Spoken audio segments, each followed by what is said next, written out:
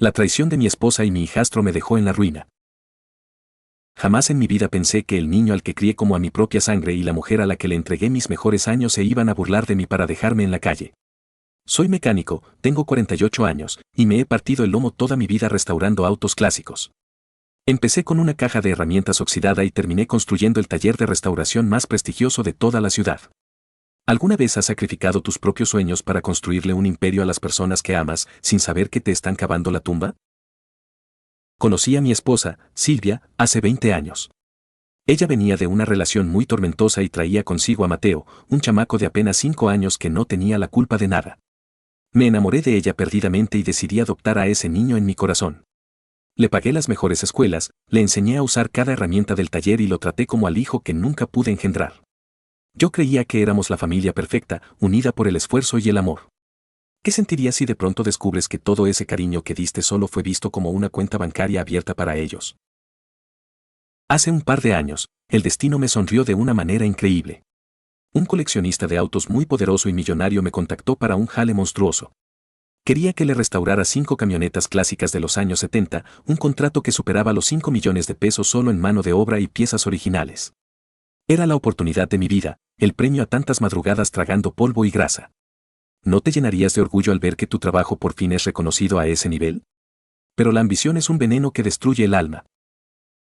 Como el contrato exigía fianzas y cuentas bancarias empresariales muy específicas y yo tenía un viejo problema en el buró de crédito por ayudar a un familiar en el pasado, tomé una decisión que me costaría la vida entera. Decidí constituir una empresa nueva y poner a Mateo como el dueño mayoritario y representante legal. Quería que él empezara a foguearse, que sintiera lo que es manejar el negocio familiar que algún día sería suyo. ¿Tú le entregarías las llaves de tu único patrimonio a tu hijo para asegurar su futuro? Yo lo hice sin dudarlo un solo segundo. El trabajo empezó y yo me metí de lleno al taller. Trabajaba 18 horas diarias, soldando, pintando, buscando piezas originales por todo el país. Silvia se encargaba de administrar el inmenso anticipo que nos dio el coleccionista y Mateo supuestamente llevaba la logística y los pagos a proveedores. Yo estaba tan ciego por el trabajo que no veía las señales. ¿Te ha pasado que tu instinto te advierte de un peligro inminente, pero prefieres ignorarlo por el amor ciego que le tienes a tu familia? Todo estalló una madrugada de martes. Estaba apretando el motor de una de las camionetas cuando sentí una presión brutal en el pecho. El dolor me subió por el brazo izquierdo, me faltó el aire y caí al piso de concreto frío. Estaba sufriendo un preinfarto por el agotamiento extremo. Mis chalanes me llevaron de urgencia al hospital. Pasé 2 semanas internado, debatiéndome entre la vida y la muerte en una cama de terapia intensiva. ¿Sabes qué es lo más triste de estar al borde de la muerte? Darte cuenta de quién realmente está a tu lado. Durante esas 2 semanas de agonía, Silvia solo fue a verme 2 veces, y siempre con prisa, quejándose de que el hospital olía mal y de que el tráfico estaba pesado. Mateo ni siquiera se paró por ahí. Me mandaba mensajes de texto diciendo que el taller era una locura y que no podía dejar a los empleados solos. Yo, en mi estupidez y mi vulnerabilidad, les agradecía por ser tan responsables y mantener a flote nuestro sueño. ¿Cómo reaccionarías si en tu peor momento descubres que tu familia te ha abandonado por completo? Cuando por fin me dieron de alta, regresé a mi casa con indicaciones de reposo absoluto durante un mes. La casa estaba vacía. Me senté en el sillón, sintiéndome inútil, y por puro aburrimiento agarré una tableta electrónica que Silvia había dejado olvidada en la mesa de centro. No tenía clave. Entré a la galería de fotos por curiosidad, buscando fotos familiares para animarme. Lo que vi me heló la sangre en las venas. ¿Has sentido alguna vez que el piso se abre bajo tus pies y te traga vivo? Había cientos de fotos de facturas, contratos de compraventa y estados de cuenta. Silvia y Mateo no estaban administrando mi negocio, lo estaban saqueando a manos llenas. Habían tomado más de 2 millones de pesos del anticipo del coleccionista y habían comprado 2 terrenos en una zona residencial a nombre de Silvia de soltera. Pero eso no era lo peor, lo que me destrozó el alma fue leer las capturas de pantalla de las conversaciones de WhatsApp entre ellos dos. ¿Soportarías leer cómo las personas que más amas planean tu desgracia paso a paso? En esos mensajes, Mateo le decía a su madre que yo era un viejo terco, un mecánico mugroso que ya no servía para nada. Hablaban de cómo mi preinfarto era una bendición disfrazada porque les daba el pretexto perfecto para tomar el control total sin que yo metiera las narices.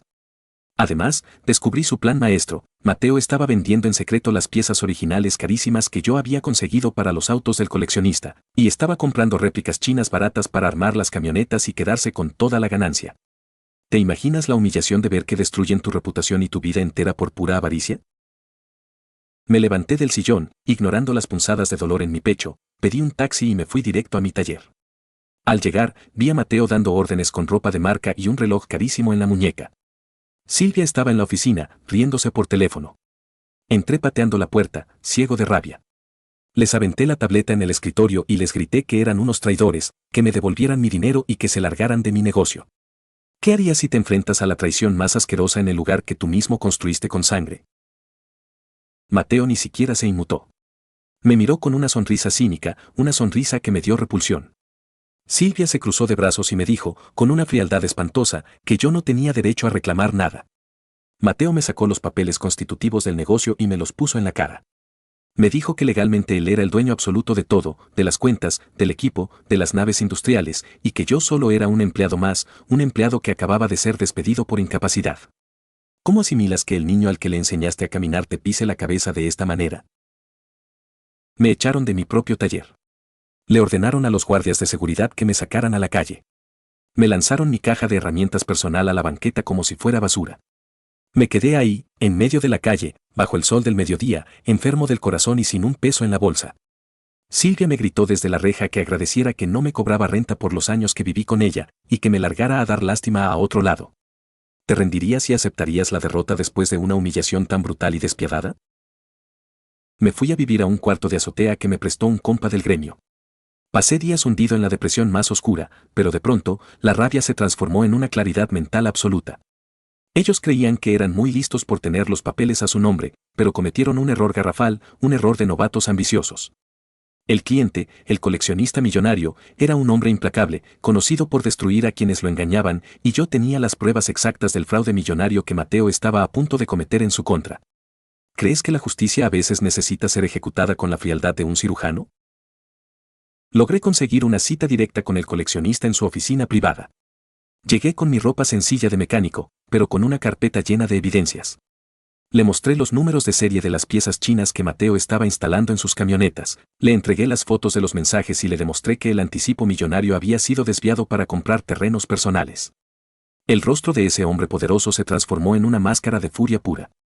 ¿Qué sentirías al soltar a un verdadero monstruo legal contra las personas que te arruinaron la vida?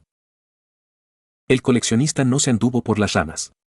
A la semana siguiente, justo el día en que Mateo iba a entregar la primera camioneta supuestamente terminada, un convoy de camionetas blindadas y patrullas federales cerró la calle del taller. El equipo legal del millonario llegó con peritos mecánicos y órdenes de cateo inmediatas. Demostraron el fraude con las piezas en menos de una hora. Como el contrato era por millones y el engaño era evidente, interpusieron demandas penales por fraude agravado, robo y delincuencia organizada contra Mateo y Silvia, bloqueando absolutamente todas sus cuentas bancarias. ¿Te daría lástima ver cómo el karma aplasta a los traidores con todo el peso de la ley? El imperio de cartón que me robaron se desmoronó en un parpadeo. El gobierno les embargó los terrenos nuevos y clausuró el taller indefinidamente. Mateo fue detenido esa misma tarde en las oficinas, llorando como un niño asustado mientras le ponían las esposas. Silvia, desesperada, acorralada y a punto de perder su libertad, tuvo la desfachatez de buscarme en mi cuartito de azotea. Llegó de rodillas, bañada en lágrimas, suplicándome que hablara con el coleccionista, que yo era el único que podía calmarlo y salvar a nuestro hijo de pasar 15 años en una prisión federal. ¿Los hubieras ayudado por el recuerdo de lo que alguna vez fueron para ti? La miré desde la puerta de mi cuarto humilde, sintiendo una paz inmensa en mi pecho. Le dije que yo no tenía hijos delincuentes ni esposas traidoras, y le cerré la puerta en la cara sin titubear.